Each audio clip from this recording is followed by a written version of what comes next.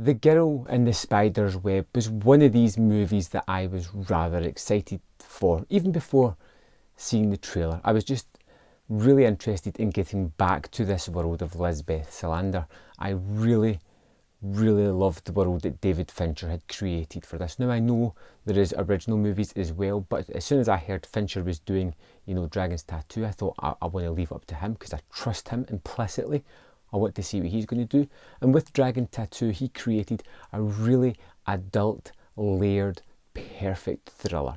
It was shot superbly. It had a really great script.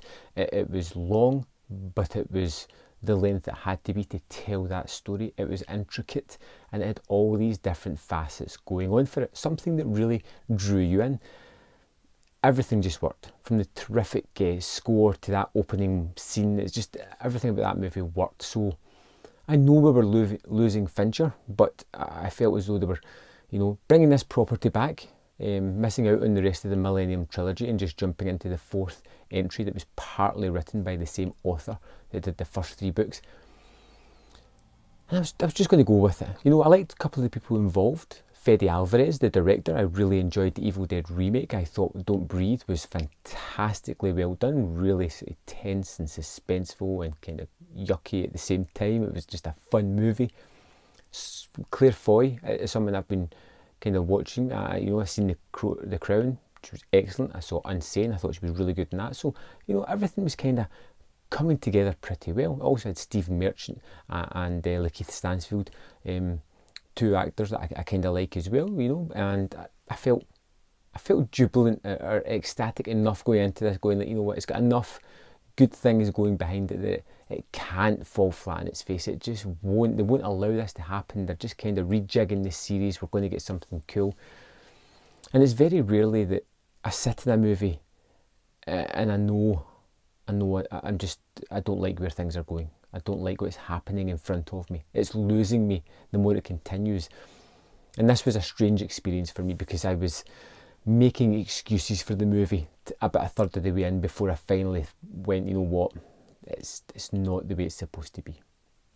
I'm not going to get too much into the plot because honestly it's wafer thin and you can tell what's going to happen almost from the instance, or I did anyway.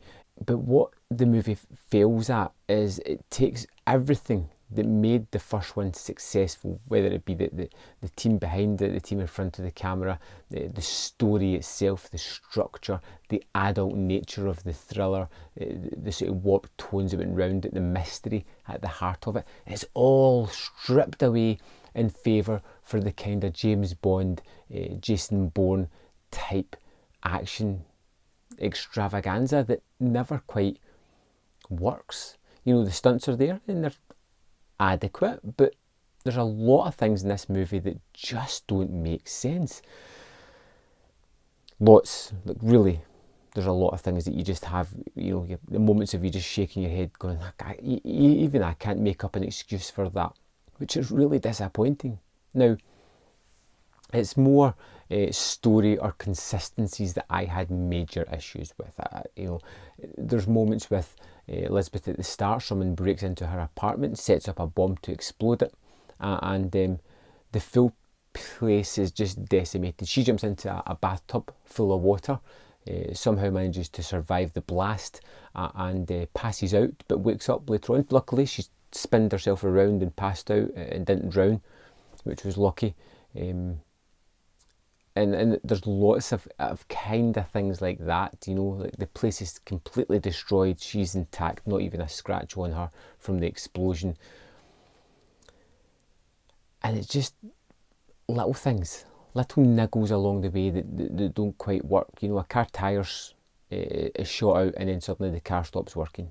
And then when it has to, the car starts working again, just as if this is what needs to get the story forward. We're introduced to characters who have nothing to do for 2/3 of the movie, but they become integral to the last third of it, only to be almost forgotten about at the end. They're just a little side note that's tacked onto this movie.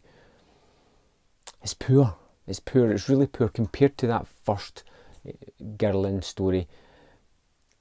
it's a really poor entry into this, what could have been a fairly decent, fairly interesting adult franchise. But the Hollywood bigwigs have tried to dumb down the movie. They've tried to lower its standard into loud noises and a very basic plot that isn't that interesting.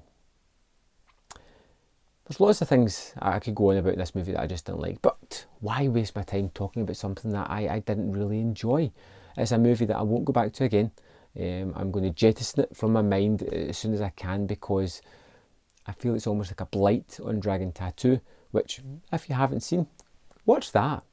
That's a fantastic movie. If you're really feeling masochistic, go and check out the Spider's Web one after that, and you'll see a disparaging distance between these two movies. Now, I feel as if I have a score, and I don't know if it's too high or not, but I'm going to give The Girl in the Spider's Web 2 out of 5,